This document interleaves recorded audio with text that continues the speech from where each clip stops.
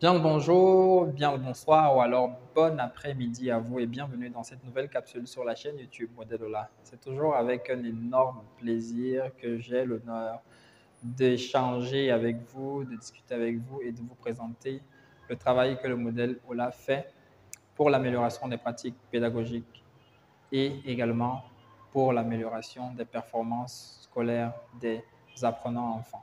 Aujourd'hui, nous allons parler d'un sujet très intéressant, celui de l'analyse logique, qui, ma foi, cause souvent beaucoup de difficultés aux apprenants enfants lorsqu'ils sont à l'éducation de base. Aujourd'hui, nous allons essayer de décortiquer cette notion.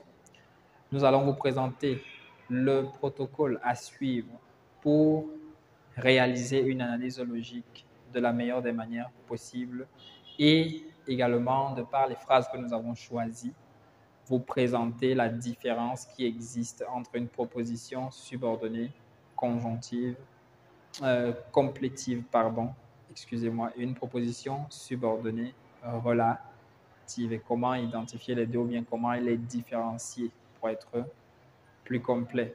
Donc, nous allons commencer. Nous avons les phrases qui sont au tableau. La capsule que tu présentes est très instructive. Je l'espère dans tous les cas. Et la deuxième phrase, j'aimerais que tu enregistres plusieurs autres. Nous allons directement entrer dans le vif du sujet, mais avant ça, nous allons vous exhorter cordialement de vous abonner, de laisser un avis en commentaire et d'activer la cloche de notification pour ne manquer aucune de nos autres vidéos. Donc, protocole à suivre pour réaliser une analyse logique. Première chose à faire, en petit 1, on identifie les verbes conjugués de la phrase. C'est la première chose. Dans la première phrase, nous avons le verbe présente et le verbe est. Et dans la deuxième phrase, nous avons le verbe aimerait et le verbe enregistre. Ce qui fait que dans chacune des deux phrases, nous avons très exactement deux verbes conjugués. Et après avoir identifié ce nombre de verbes conjugués, on déduit de cela le nombre de propositions. Il y a deux verbes conjugués, ce qui signifie qu'il y a deux propositions. Maintenant que ce travail est fait, on passe au deuxième travail qui est celui d'identifier le mot qui fait la liaison entre les propositions. Ça peut être un mot ou bien le signe de ponctuation également qui fait la liaison entre les propositions. Ici, dans la première phrase, nous avons le que et également dans la deuxième phrase, nous avons le que. Donc, identification du mot qui fait la liaison entre du mot ou du signe de ponctuation qui fait la liaison entre les propositions. Et ici, c'est que dans les deux cas.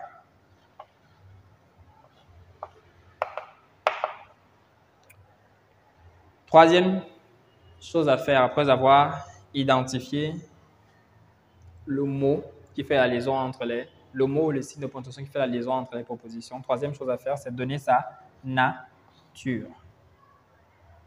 Donc, nous avons que, nous allons placer ça tout en face. Troisième chose à faire pour économiser de l'espace. Nous avons que dans la première phrase. Que peut être à la fois une conjonction de subordination ou bien un pronom relatif lorsqu'il fait office de mot de liaison. Pour savoir s'il est un pronom relatif ou bien s'il est une conjonction de subordination, on va rentrer dans l'essence même de ce que c'est que chacun des deux. Le pronom relatif est un mot qui remplace un nom ou un pronom qui est son antécédent, donc qui vient avant lui. Et dans la première phrase, nous voyons bien que ici, nous avons le nom capsule qui est l'antécédent du pronom relatif que. Et le que remplace son antécédent dans la proposition subordonnée relative qu'il introduit. Que tu. Bon, on va faire la délimitation plus tard, mais dans l'explication, on va expliquer directement. On va dire que tu présentes. Tu présentes quoi? Tu présentes que, qui est la capsule. Tu présentes la capsule. Donc, le que est là pour remplacer le nom qui est son antécédent ou le pronom qui est son antécédent dans la proposition subordonnée relative qu'il introduit. Donc, le premier que est un pronom relatif, puisqu'il a un antécédent.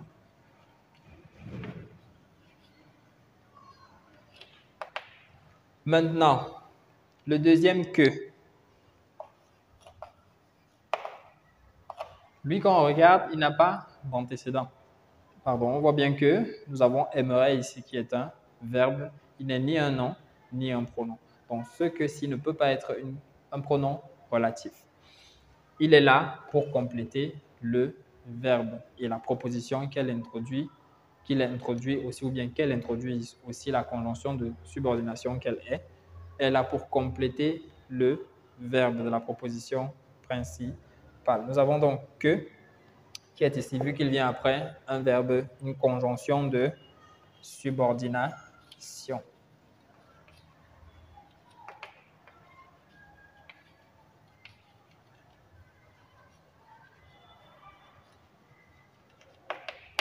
Maintenant que nous avons fait ce travail d'identification de la nature du mot de liaison, on peut maintenant passer à la quatrième étape dans notre analyse logique, à savoir identifier la nature de chacune des propositions.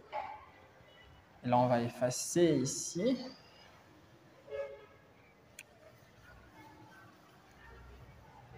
En 4, identifier la nature de chacune des propositions. Vu qu'on a un pronom relatif dans la première phrase, cela signifie que l'une des propositions est une proposition principale et que l'autre proposition est une proposition subordonnée relative. Et maintenant, dans la deuxième phrase, vu qu'il y a la conjonction de subordination que, parce qu'elle est particulière, elle introduit toujours une proposition subordonnée complétive. Cela signifie donc qu'il y a une proposition principale toujours et une proposition subordonnée complétive.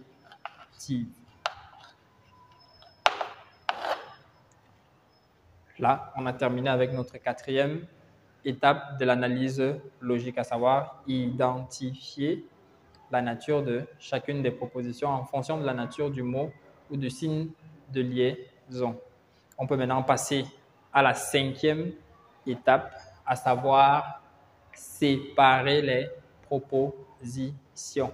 Et lorsqu'il s'agit d'une proposition, lorsqu'il y a une proposition subordonnée relative, il faut faire attention de ne pas faire d'erreur.